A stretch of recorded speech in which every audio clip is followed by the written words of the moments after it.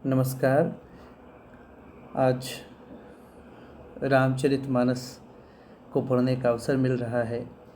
तुलसीदास की रचना जो कि जिसमें से 5 पद हैं कुल हमारे पाठ्यक्रम में, और इन 5 पाठ्यक्रमों में 5 पदों में 3 तो रामचरितमानस के हैं और 2 गीतावली से हैं। मैंने पहले भी आपको बताया था कि रामचरितमानस की रचना अवधी भाषा में हुई है और गीतावली की रचना जो है वो ब्रज भाषा में हुई है। तो आज हम ये इनके पद पढ़ेंगे। रामचरितमानस जो कि भारत में और हिंदी साहित्य में सर्वश्रेष्ठ महाकाव्यों में से एक है। उसमें हम भरत राम का प्रेम जो है पढ़ेंगे। वैसे रामचरितमानस के 7 कांड हैं। रामचरितमानस में कुल 7 कांड हैं और ये जो है आपको इसमें से अयोध्या कांड इसमें से लिया गया है। तो 7 कांड में बता देता हूँ आपको रामचरितमानस के कौन कौन से 7 कांड है। पहला बाल कांड है, दूसरा अरण्य कांड, तीसरा अयोध्या कांड जो कि हम ये जिनके 3 पद पढ़ेंगे अयोध्या कांड में से है, चौथा किष्किंधा कांड है, पांचवा सुंदर कांड, छठा लंका कांड और 7वां उत्तर कांड। तो इस तरह से रामचरितमानस में 7 कांड हैं। तो ये भरत राम का जो प्रेम है वो इन पदों के माध्यम से हमें प्रदर्शित किया गया है, यहाँ पर बताया गया है। तो इसमें क्या होता है कि राम जो हैं वो कैकेयी के वचन के माध्यम से वनवास ले लेते हैं, वनवास की ओर चले जाते हैं 14 वर्ष के वनवास में। और उधर जो है कैकेयी जो है वो मतलब राजा के पद पर भरत को आसीन करवाती है। लेकिन भरत जो है, भरत का और राम का बहुत प्रेम था। भरत ये मानने के लिए तैयार नहीं होते हैं। तब वो चित्रकूट में जाते हैं श्री राम को मनाने के लिए। वहाँ चित्रकूट में एक सभा होती है जहाँ उनके साथ मुनि, इनके गुरु जो हैं वो वशिष्ठ जी भी हैं और भरत भी हैं। तो वो वहाँ पर क्या है अपनी बात रखते हैं, अपनी बात को रखते हैं कि कहीं भाई के मन में ये नहीं हो कि भरत की वजह से जो है वो सत्ता अपने हाथ में ले रहे हों, पद अपने हाथ में ले रहे हों। तो यही एक खूबी रही, यही एक समन्वय स्थापित करने का प्रयास तुलसीदास जी ने किया है। तो तुलसीदास का यही मैं आपको बता रहा हूँ कि महत्वपूर्ण उपलब्धि रही है इसमें आदर्श है, निर्गुण सगुण है, भक्ति का है, पारिवारिक जो समन्वय है, सब चीज़ें जो का प्रेम का है, आदर्श का है। एक इतना आदर्श, इतना आकर्षक जो है ये रचना है कि जिसका कोई सानी जो है वो नहीं है। आइए हम इनके जो पद हैं 5 पद पढ़ लेते हैं।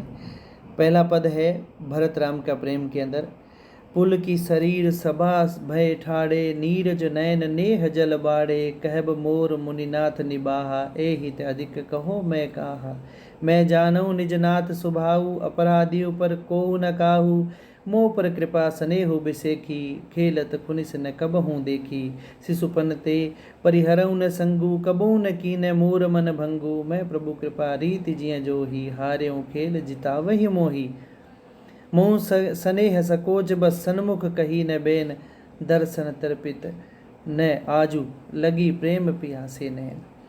कवि ने बड़ी अच्छी बात जो है वो रखी है। यानी वो सभा, चित्रकूट में सभा होती है, उस सभा में का जो दृश्य है वो इसमें है कि पुल की शरीर सभा बैठाड़े। जब भरत ठाड़े का मतलब खड़े होकर के सभा में अपनी बात रखते हैं तब उनका जो शरीर है वो रोमांचित हो जाता है। क्या हो जाता है? रोमांचित हो जाता है, पुलकित हो जाता है। और नीरज नयन जल बाड़े, नीरज नयन नेह जल बाड़े, यानी उनके आँखों, नीरज नयन नेह जल बाड़े में इसमें अलंकार की बात करें तो रूपक अलंकार है। उनका शरीर जो है वो रोमांचित हो जाता है और उनकी आँखों में क्या है? प्रेम के आंसू आ जाते हैं। नीरज नयन, नेह का मतलब प्रेम है, जल का मतलब आंसू है, बाड़े मतलब आ जाते हैं।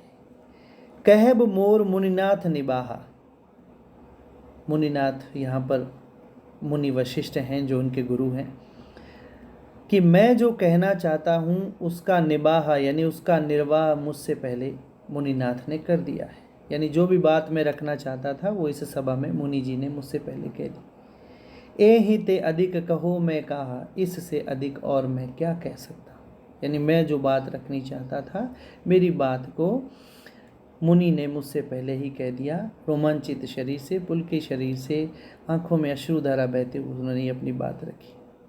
मैं जानऊ निज नाथ स्वभाव, नाथ का मतलब स्वामी, लेकिन यहाँ पर राम से है। मैं जानऊ निज, मैं अपने स्वामी यानी मैं श्री राम का स्वभाव बहुत अच्छी तरह से जानता हूँ। अपराधियों पर कोह न काहू, कोह का मतलब क्रोध, यानी उनकी ये विशेषता रही है, मैं उनका स्वभाव अच्छे तरह से जानता हूँ कि अपराधी पर भी किसी प्रकार का क्रोध श्री राम नहीं करते हैं। मोह पर कृपा स्नेह बिसेखी, और मेरे ऊपर उनकी कृपा और उनका स्नेह जो है बिसेखी यानी विशेष रूप से रहा है। खेलत खुनिस न कबहूँ देखी, खुनिस का मतलब यहाँ पर क्या है, द्वेष है। खुनिस का अर्थ जो है द्वेष है यहाँ पर, कि खेलते उन्होंने मुझसे कभी भी द्वेष उन्होंने नहीं रखा हुआ। शिशुपन ते परिहरेऊ न संगू, शिशुपन यानी बचपन से ही, परिहरेऊ का मतलब छोड़ना, बचपन से ही उन्होंने मेरा कभी भी साथ नहीं छोड़ा है। कबहू न कीने मोर मन भंगू, भंगू का मतलब होता है तोड़ना, भंग करना, तोड़ना।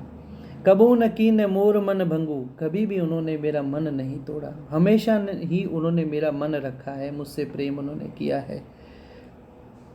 मैं प्रभु कृपा रीति जिया जो ही, मैं प्रभु यानी श्री राम की कृपा रीति यानी उनका स्वभाव जिए यानी हृदय के अंदर जो ही यानी देखता हूँ। मैं श्री राम का प्रभाव की कृपा जो है, उनका जो प्रेम है वो अपने हृदय के अंदर देखता हूँ। मैं अच्छी तरह से उनको जो है वो जानते हूँ। कैसे हार्यों खेल जितावत मोही, मुझे वो हारता, वो खेल में जो है मुझे हारते हुए भी वो जिता देते हैं। इतनी मुझ पर वो कृपा दृष्टि रखते हैं, इतना मुझ पर वो स्नेह रखते हैं। महु स्नेह सकोच बस सन्मुख कहीं न बैन, मैं जो है स्नेह यानी प्रेम से और संकोचवश उनके सम्मुख, बैन का मतलब बोलना, मैं उनके सम्मुख यानी सामने अपनी बात, अब मैं जो है वो उनके सामने, मुझे इतना उनसे प्रेम है और इतना उनसे संकोच है कि मैं उनके सामने कभी बोल ही नहीं पाता हूँ। दर्शन तृपित न आज, दर्शन तृपित न आजू लगी प्रेम प्यासे नैन, यानी क्या है कि मैं जो है श्री राम के दर्शन की जो मेरी लालसा है, वो मेरी जो लालसा है, मेरे नेत्र हैं, वो सदा से यही रहा है, और वे आज तक नेत्र उनके दर्शन के लिए क्या रहे हैं, लालायित रहे हैं। मैं उनके दर्शनों के लिए जो है प्यासा रहा हूँ। तृपित का मतलब क्या होता है, प्यासा रहा, प्रेम प्यासे यानी प्रेम के प्यास। नेत्र का मतलब नयन, जो नयन का मतलब जो नेत्र जो है मेरे हमेशा जो है उनके दर्शनों के लिए हमेशा मेरे नेत्र लालायित रहे हैं। मैं उनके प्रेम का हमेशा से ही क्या है, प्यासा रहा हूँ। फिर जो है इसमें जो रूपक अलंकार मैंने बता दिया, नीरज नयन में रूपक अलंकार है। इसके अलावा अनुप्रास अलंकार भी है इसमें, निजनाथ में जैसे इस तरह से जो वर्णों की जहाँ पर आवृत्ति हो रही है वहाँ पे रूपक अलंकार है। फिर आगे बढ़ कर के फिर वो कहते हैं कि विधि न सके उसही मोर दुलारा, नीच बीच जननी मिस पारा, यह कहत मोहि आजु न शोभा, अपनी समझी साधु सुचिकोभा, मातु मंदी में साधु सुचाली, उर अस अनत कोटि कुचाली, फरई के कोदव बाली सुसाली, मुक्ता प्रसव के सम्मुख काली, सपने दोषक ले सुन काहू, मोर अभाग उददी अवगाहू, बिनु समुझे निज अग परिपाकू, झरियों जाए जननी कही काकू, हृदय हेरी हरेऊ सबोरा, एक ही भांति भले भल मोरा, गुरु गोसाई साहिब सिय रामू, लागत मोहि नीकु परिणामू, साधु सभा गुरु प्रभु निकट कहूँ, सुथल अति भाऊ, प्रेम प्रपंचु की झूठ फुर जाने मुनि रघुराव। अपने आप को ही वो दोष देते हुए कहते हैं कि विधि न सकेऊ सही मोर दुलारा। विधि का मतलब क्या होता है? परमात्मा है। दुलारा का मतलब लाड प्यार भी कह सकते हैं, प्रेम भी कह सकते हैं, कि परमात्मा को जो है वो हमारा दुलार, हमारा प्रेम जो है वो सहन नहीं हो सका है। नीच बीच जननी मिस पारा। मिस का मतलब बहाना है और पारा का मतलब डाल दिया है। यानी जननी का मतलब क्या होता है? माता।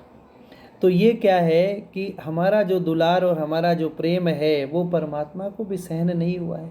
इसीलिए माता के बहाने जो है ये बीच में जो है नीचता जो है वो डाल दी गई। क्योंकि हमें पता है कि कैकेयी ने जो है वो राम को वनवास दिलवाया था, तो वो कहते हैं कि ये माता के बहाने से ही जो है वो एक प्रकार से जो है वो सौभाग्य है वो दुर्भाग्य में बदला है। यह कहत मोई आज न शोभा। यह कहते हुए मुझे कभी भी अच्छा नहीं लगता है, कभी भी शोभा नहीं मिलती है। अपनी समुझी साधु सुचि को भा। साधु का मतलब सज्जन, सुचि का मतलब क्या होता है? पवित्र होता है। यह कहते हुए मुझे शोभा नहीं देता है कि मेरी जो अपनी समझ है कि मैं ही सज्जन हूँ या मैं ही पवित्र हूँ। मातु मंदी में साधु सुचाली। और ये भी मुझे अच्छा नहीं लगता है कि माता जो है वो बुरी है और मैं क्या है सज्जन हूँ, या मैं जो है अच्छा हूँ। सुचाली का मतलब अच्छा भी होता है या सदाचारी भी जिसको हम कह सकते हैं। उर अस आनत कोटि कुचाली।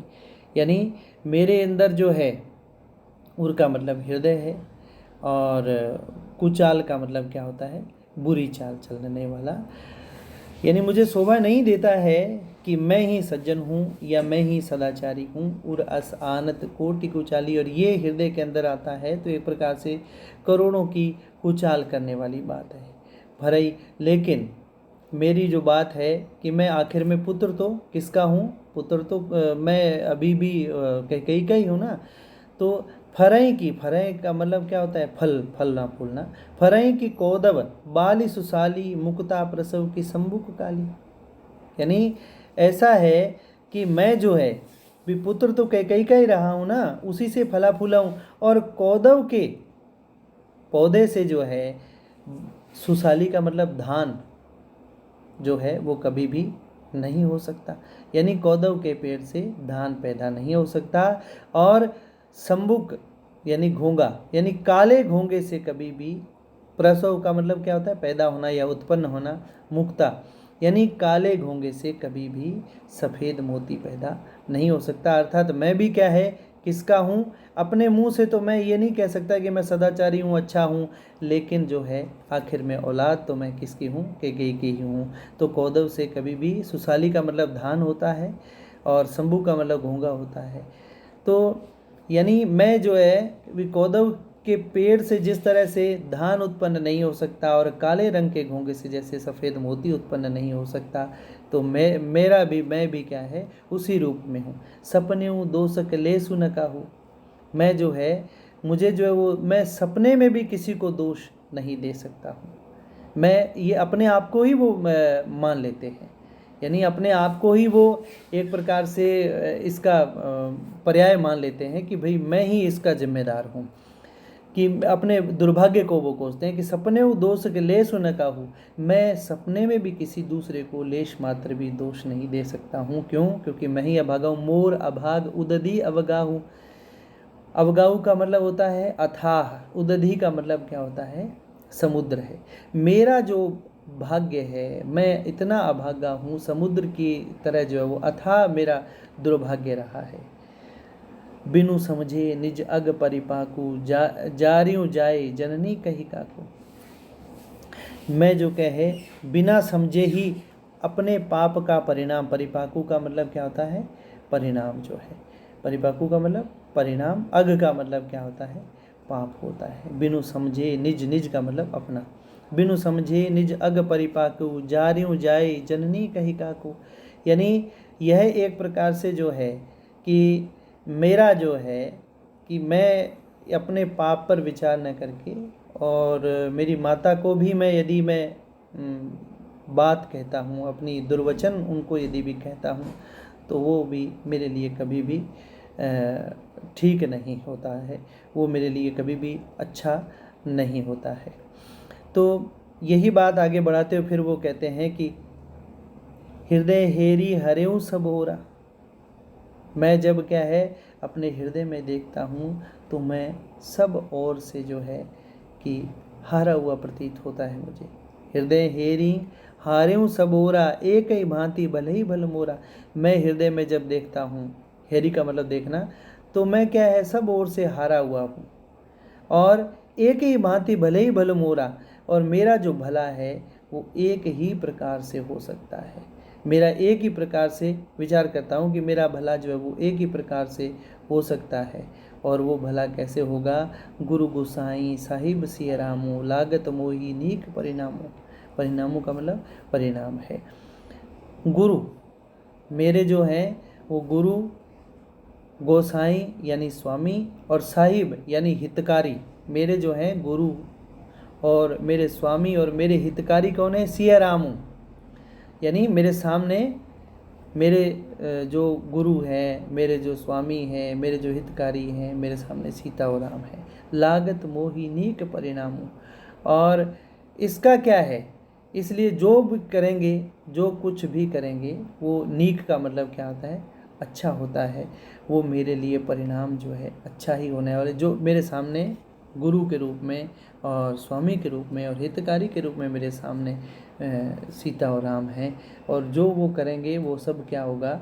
मेरे हित में ही होगा, उसका परिणाम मेरे हित में ही होने वाला है। साधु सभा गुरु प्रभु निकट कहूँ सुथल, सती भाव प्रेम प्रपंचु की झूठ फुर, जान ही मुनि रघुराव। फुर का मतलब क्या होता है? सत्य होता है। और सुथल का मतलब क्या होता है? अच्छे स्थान, अच्छे स्थान को कहा है कि साधु सभा यानी ये सज्जनों की सभा है। गुरु प्रभु निकट, मेरे साथ में प्रभु, इस सभा में प्रभु का सानिध्य जो है वो मेरे निकट है, मेरे सामने है, अच्छे स्थल पर हैं। और मुझ में क्या है? मैं सत्य भाव यानी सत्य बात जो कह रहा हूँ। प्रेम प्रपंचु यानी इस प्रपंच का मतलब क्या होता है? छल कपट को बोलते हैं प्रपंच। प्रेम प्रपंचु की झूठ फुर जाने मुनि रघुराऊ, यानी क्या है कि इसमें जो मैं बात कह रहा हूँ सत्य कह रहा हूँ, इसमें किसी प्रकार का प्रेम का दिखावा नहीं है, छल कपट जो है इस का नहीं है। इस बात को जो है मुनि यानी मुनिवर वशिष्ठ जी और रघुराव यानी प्रभु श्री राम जो है वो भली भांति क्या है? जानते हैं। तो आप इसमें अगर देखें ना कि फरही, ये लाइन जो है वो चौथी लाइन ऊपर से चौथी, फरही की कौदव बाली सुसाली मुक्ता प्रसव की शंभु काली, इसमें वक्रोक्ति अलंकार है। अब ये क्या है? इसमें जो कौदव है और जो शंभुक है, ये तो मतलब ये जो घोंगा, ये तो किसके प्रतीक हैं? कैकेयी के प्रतीक हैं। और सुसाली यानी धान और मुक्ता यानी मोती जो है वो भरत के प्रतीक है। यानी कोदों से क्या है? कभी भी धान नहीं हो सकता, और घोंगे से कभी मोती पैदा नहीं हो सकता। यानी दुष्ट जो जननी है, कैकेयी का पुत्र जो है वो क्या है? भरत भी जो दुष्ट ही होगा, यानी ऐसा कह करके वो अपने आप को दोषी ठहराते हैं। भरत जो है इस पद में अपने आप को दोषी जो है वो ठहराते हैं, और उनका ये दोष ही अपने आप में स्वीकार करना ही अपने आप में उनको निर्दोषी प्रतिपादित कर रहा है, निर्दोषी रहा है। भाषा तो अवधि है ही इसमें, और दोहा और चौपाई छंद हैं। तो 2 पद हमने पढ़े। उसके बाद में हम तीसरे पद की ओर आते हैं। तीसरे पद में आते हैं कि भूपति मरण प्रेम पनु राखी। भूपति मरण प्रेम पनु राखी, जननी कुमति जगतु सब साखी। देखी न जाई बिकल महतारी, जरई दुसै जरपुर नर नारी। मही सकल अनरथ कर मूला, सो मुनि समझि सहेउ सब सूला। सुनि बन गवनु कीन रघुनाथा, करी मुनि बेश लखन सिय साथा। बिन पनिहन पयोदही सापाए, शंकरु साखी रहेउ एहि घाये। बहुरी निहारी निषाद सनेऊ, पुलिस कठिन उर भरेउ न बेहू। अब सबु आँखिन देखौ आई, जियत जीव जड़ सबई सहाई। जिन्हें निरखी मग सांपिनी बीछी, तजे विषम विषु तापस तीखी, तेई रघुनंदनु लखनु सिय अनहित लागे जाहि, तासु तनय तजी दुसह दुख देव सहाय काहि। यानी कि भूपति मरण प्रेम बनु पनु राखी। भूपति यानी चित्रकूट में सभा में अपनी बात, अपने मनोभाव व्यक्त कर रहे हैं भरत जो हैं। वो कहते हैं कि भूपति, भूपति यानी राजा, और यहाँ भूपति का मतलब दशरथ से है। भूपति मरण प्रेम पनु राखी। पनु का मतलब प्रण होता है, प्रेम का मतलब प्रेम होता है। भूपति यानी दशरथ। भूपति जैसे ही राम वन की ओर गमन करते हैं तो भरत जो अपना शरीर त्याग देते हैं। भूपति मरण प्रेम पनु राखी, यानी प्रेम का प्रण जो है वो राजा दशरथ ने रखा। निर्वाह करते हुए राम के चले जाने के बाद में वो अपने प्राण त्याग देते हैं। जननी कुमति जगतु सब जागी। कुमति का मतलब दुर्बुद्धि। मेरी माता जो है यानी कैकेयी जो है, जननी जो दुर्बुद्धि है, जगतु सब साखी, ये सारा संसार जो है यानी ये दुर्बुद्धि है मेरी माता, इसको सारा संसार जो है भली भांति जानता है। देखी न जाहि विकल महतारी, यानी राम लक्ष्मण और सीता के चले जाने के बाद में महतारी यानी माताओं का हाल जो है वो देखा नहीं जाते। विकल यानी वो इतना व्याकुल है कि उनका हाल जो देखा नहीं जाता है। जरई दुसह, यानी दुसह का मतलब क्या होता है? असहनीय। दुसह का मतलब असहनीय होता है। जरही, जरही का मतलब जलना। जर का मतलब ज्वर। पुर का मतलब नगर के नर नारी जो लोग हैं वो क्या है, इस वियोग के जो आग से, जो इस असहनीय वियोग के ज्वर से, ताप से जो है वो पूरे नर नारी, जो अयोध्या के नर नारी जो हैं वो क्या है, एकदम व्याकुल हैं, वो जल रहे हैं। तो इसका वो क्या करते हैं, फिर वो दोष अपने ऊपर ही इसका मढ़ते हैं। वो कहते हैं मही सकल अनर्थ कर मूला, कि इस सारे अनर्थ की जड़ क्या है, इस सब के मूल का मतलब जड़ होता है। इस अनर्थ का जो मूल है, जड़ है, वो क्या है, मैं हूँ। यानी मुझे राजा बनाने के लिए ही तो कैकेयी ने ये सारा काम किया है। अगर ऐसा नहीं होता, मैं नहीं होता, तो ये दिन जो हैं वो राम सीता लक्ष्मण को और मुझे स्वयं को भी नहीं देखने पड़ते। जो सुनी सहेऊ सब सूला, यह सुनकर के, सूला का मतलब जो होता है पीड़ा होता है। ये छल जो किया है, ये सोच करके मुझे जो है वो ये असहनीय जो पीड़ा है जो मुझे क्या देती है, कष्ट देती है। इससे मुझे क्या है, कष्ट होता है। सूला का मतलब पीड़ा होता है। सुनी बन गवनु कीन रघुनाथा, करी मुनि बेश लखन सिय साथा। जब क्या है कि ये सुन करके कि राम लक्ष्मण और सीता जो है मुनि वेश धारण करके और वन में गमन किया है, वन के अंदर जाते हैं। सुनी बन गवनु, गवनु का मतलब जाना। सुनी बन गवनु कीन यानी किया, रघुनाथा करी मुनि वेश लखन सिय साथा, साथ में क्या है, मुनि वेश धारण करके वो वन की ओर गमन करते हैं, जिसमें ये आपके लक्ष्मण भी हैं और सीता भी हैं। बिन पानहिन, बिन पानहीन, पानहीन का मतलब क्या होता है, पद त्राण या जूतियों को बोलते हैं। बिना जूतियों के ही पयोदे ही पाएँ, पयोदे का मतलब क्या होता है, नंगे पाँव। शंकरु साखी रहे यही घाय, यानी मतलब कवि क्या कह रहा है कि ये जो घाय का मतलब घाव होता है। शंकरु, शंकर इस बात के साक्षी हैं कि ये घाव जो है, ये जो पीड़ा है, ये क्या है कि मुझे भी सहन करनी पड़ी। बहुरी निहारी निषाद स्नेहु, फिर क्या है, निषाद ने प्रेम पूर्वक स्नेह, यानी अपन पराये लोगों ने क्या है, निषाद जैसे लोगों ने ही क्या है उन राम और सीता और लक्ष्मण के प्रति प्रेम को दिखाया था। कुलिस कठिन उर भयउ न बेउ, कुलिस कठिन में कौन सा अलंकार है, उपमा अलंकार है। कुलिस का मतलब वज्र के समान, कठिन का मतलब कठोर। कुलिस कठिन उर भयउ न बेहु, यानी क्या कह रहे हैं कि मैं जो है, जो निषाद है वो हालांकि अपना नहीं है, फिर भी क्या है, प्रेम को देखकर भी मैं अपने आप में क्या है, लज्जा का अनुभव कर रहा हूँ कि मेरा मन जो है वो कितना कठोर हृदय है, बहुत ज़्यादा कठोर हृदय है। अब सबु आँख ने देखूँ आई, जीत जीव जड़ सबे सहाय। अब जो है कि मैंने क्या है कि इस प्रेम को देख करके इस चीज़ों को मैं क्या है अपनी आँखों से जो है वो देखना पड़ रहा है।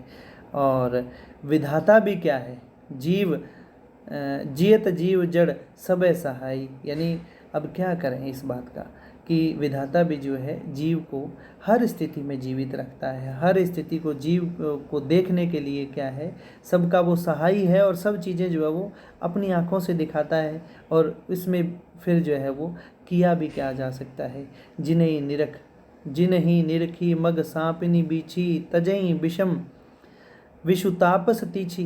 तीछी का मतलब होता है तीक्ष्ण, तापस तापस जो प्रवृत्ति होती है उसको। जिन्हें निरखी मतलब श्री राम और इन सीता और लक्ष्मण को देख करके वो इतने विनम्र हैं कि मग का मतलब रास्ता, जिन्हें निरखी मग सांपनी बिछी, सांप और बिच्छू जो हैं, तजई यानी तजई का मतलब होता है छोड़ना, विषम यानी भयंकर, विष का मतलब जहर, यानी राम लक्ष्मण और सीता इतने विनम्र हैं कि उनको देख करके और रास्ते पर चलने वाले जो सांप और जो बिच्छू हैं वो भी अपना भयंकर उनका जो विष होता है उसको वो त्याग देते हैं। और तापसी प्रवृत्ति वाले लोग भी क्या हैं, अपना जो तापसी प्रभाव है, तीखापन जो है, क्रोध जो है, वो उसको क्या कर देते हैं, छोड़ देते हैं। तेई रघुनंदनु लखनऊ सिए अनहित लागे जाहे, यानी ऐसे क्या हैं, ऐसे राम लक्ष्मण और सीता जो है वो अपने शत्रु लगे हों, दुश्मन लगे हों, कैकेयी पुत्र होने का जो है वो अपार दुख मुझे क्या है सहन करना पड़ रहा है। तेई रघुनंदनु यानी रघुनंदन श्री राम लक्ष्मण सिए, यानी सीता जो अनहित लगे हैं, यानी बुरा चाहने वाले कैकेयी को लगे भी, जो मार्ग में चलने वाले जिनको देख करके जहर और जो तामसी प्रवृत्ति है वो लोग उनको त्याग देते हैं, ऐसे सीता और राम जो मेरे अहितकारी कैसे हो सकते हैं।